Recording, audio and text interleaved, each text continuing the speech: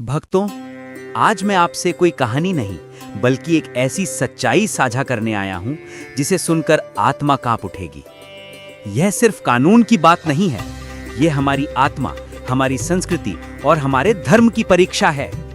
हम उस भारत में जन्मे हैं जहां गाय को माता कहा जाता है और माता के चरणों में ही स्वर्ग माना जाता है। लेकिन भक्तों, आज वही गौ माता कत्ल खानों के दरवाजे पर एक सर्टिफिकेट की मोहताज बन चुकी है। भारत के 18 से अधिक राज्यों में गौवध पर कानून है, पर इन कानूनों की आत्मा में दरार है। कानून कहता है स्वस्थ गाय नहीं काटी जा सकती, लेकिन बीमार हो तो वध वैध है। अब सोचो, ये बीमार कौन तय करता है और किस नियत से तय करता है? क्या सिर्फ एक कागज का टुकड़ा एक जीवित प्राणी का जीवन छीन सकता है? भक्तों, अगर किसी गाय को भूखा रखा जाए तो क्या वो स्वस्थ दिखेगी? अगर उसके पैरों पर डंडा मारा जाए तो क्या वो ठीक से चल पाएगी?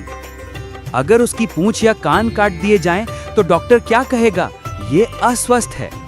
और उसी पल उसका वध कर दिया जाएगा। ये सिर्फ शरीर पर प्रहार नहीं है, ये तो उसकी आत्मा, उसके सम्मान को कुचलना है। सोचो भक्तों, क्या कोई माँ जिसने जीवन भर सेवा की हो, जब बूढ़ी हो जाए तो क्या उसे मार देना चाहिए? धर्म कहता है त्याग करने वाले का सम्मान करो, लेकिन यह व्यवस्था त्याग करने वालों को मिटा रही है।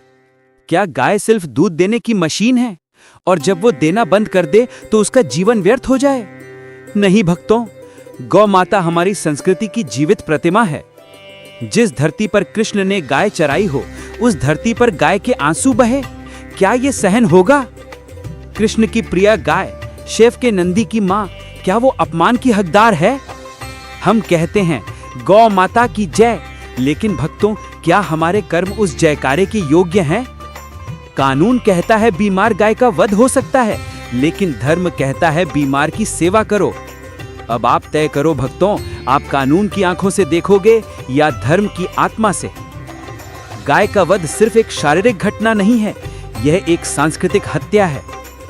और जब संस्कृति मरती है तो समाज की आत्मा भी धीरे धीरे मरने लगती है। कोई कहेगा गाय बूढ़ी थी, कोई कहेगा गाय बीमार थी, पर भक्तों, क्या बूढ़ी मां की बलि दी जाती है? क्या बीमार मां को मार देना चाहिए? नहीं, यह अधर्म है।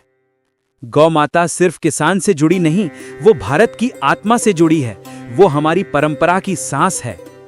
याद रखो, गौ सेवा सिर्फ पूजा नहीं, यह राष्ट्र सेवा है। हर गली, हर गांव में अगर हम एक भी गाय बचा लें तो यह भी बहुत बड़ा पुण्य होगा। सरकारें कानून बना सकती हैं, पर असली रक्षा तो समाज को ही करनी होगी।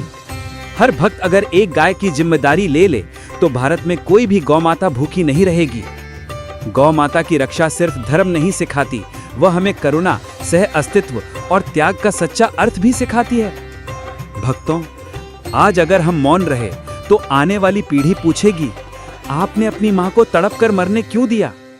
क्या हम उनकी आंखों में आंख डालकर जवाब दे पाएंगे?